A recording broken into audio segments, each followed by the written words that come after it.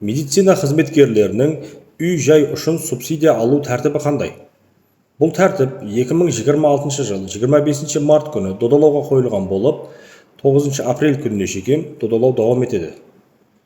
Додалаудан ұнамлы өтсе, бұл тәртіп tasdiqlanады. Егер сізге қызық болатұғын болса, төменде сілтемесін қалдыраман оқып танысып шықсаңыз болады. Бұл тәртіптегі тикарғы қағидаларын айтып өтемен.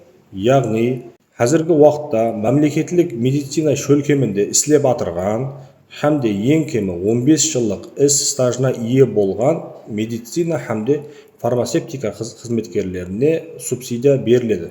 Субсидия әр жылы 4 мәрте, яғни әр ширектің ақырында ең көбі 125 медицина қызметкеріне беріледі. Яғни әр 4 айда тек қана 125 медицина қызметкеріне субсидия беріп барылады.